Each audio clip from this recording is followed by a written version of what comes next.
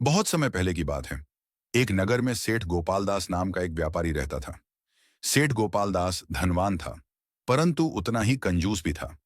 उसने अपने जीवन में हर तरह से पैसे बचाने की ठान रखी थी। वह अपने नौकरों को बहुत कम वेतन देता, मंदिर में कभी दान नहीं करता और जरूरतमंदों की सहायता करना तो दूर, खुद पर भी एक पैसा खर्च करने से पहले 10 बार सोचता था। सेठ गोपाल दास का मकान बहुत बड़ा था, लेकिन उसमें फालतू एक भी सामान नहीं था। वह सिर्फ टूटी फूटी चारपाई पर सोता, घिसे पिटे कपड़े पहनता और दिन में केवल एक बार रूखी सूखी रोटी खाता। घर में नौकर भी मुश्किल से टिकते, क्योंकि वह उन्हें इतना कम वेतन देता कि वे कुछ ही दिनों में काम छोड़कर चले जाते। उसका बेटा मोहन और उसकी पत्नी भी सेठ की इस आदत से परेशान थे। मोहन पढ़ाई के लिए अच्छे कपड़े और किताबें मांगता, लेकिन सेठ उसे पुराने कपड़े सिलवाकर पहनने को कहता और पुरानी किताबें खरीदने की सलाह देता। एक दिन नगर में एक प्रसिद्ध साधु आए। उनकी सिद्धियों के चर्चे दूर दूर तक फैले थे। नगरवासी उनकी सेवा और सत्संग में जुट गए। जब सेठ को यह पता चला, तो उसने सोचा, अगर यह साधु सच में चमत्कारी हैं, तो इनसे मैं कुछ ऐसा वरदान मांग लूं जिससे मेरा धन कभी खत्म न हो।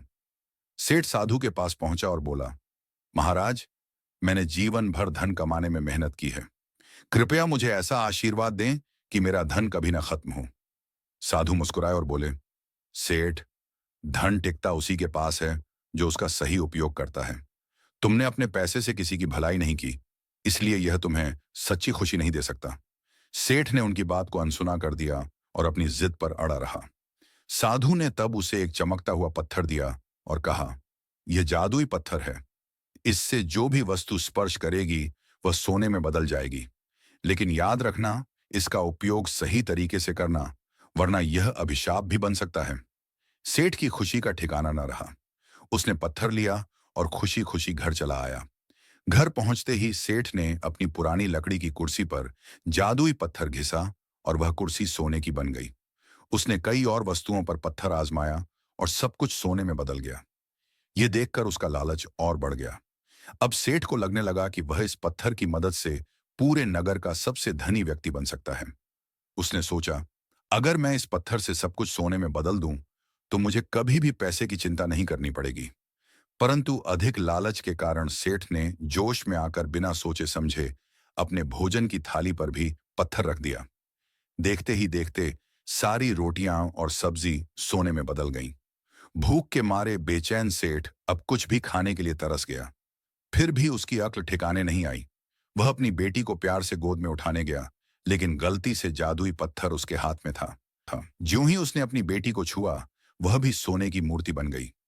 सेठ के होश उड़ गए। वह रोने चिल्लाने लगा, पर अब कुछ नहीं हो सकता था।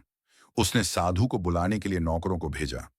जब साधु आए तो सेठ उनके पैरों में गिरकर रोने लगा और बोला, मुझे यह शाप मुक्त कर दो महाराज, मैं अपने लालच के कारण अपनी बेटी को खो बैठा। साधु बोले, अब तुम्हें समझ में आया कि धन से अधिक जरूरी क्या होता है। पैसा जरूरी है, लेकिन लालच विनाश का कारण बन जाता है। सेठ ने हाथ जोड़कर कहा, मैं अब से अपनी संपत्ति का सही उपयोग करूंगा और गरीबों की मदद करूंगा। कृपया मेरी बेटी को पहले जैसा कर दें। साधु ने मंत्र पढ़कर जादुई पत्थर का प्रभाव खत्म कर दिया और सेठ की बेटी फिर से जीवित हो गई। सेठ बहुत खुश हुआ और उसने अपनी गलती से सीख ली। इस कहानी से हमें यह शिक्षा मिलती है कि पैसा जरूरी तो है, लेकिन उसका सही उपयोग और दूसरों की मदद करना उससे भी ज्यादा महत्वपूर्ण है। अधिक लालच व्यक्ति को दुख और विनाश की ओर ले जाता है। अब सेठ गोपाल दास ने अपनी संपत्ति का कुछ हिस्सा जरूरतमंदों में बांटना शुरू कर दिया और एक उदार व्यक्ति के रूप में प्रसिद्ध हो गया। धीरे धीरे उसका जीवन खुशहाल हो गया और उसे सच्चे सुख की प्राप्ति हुई।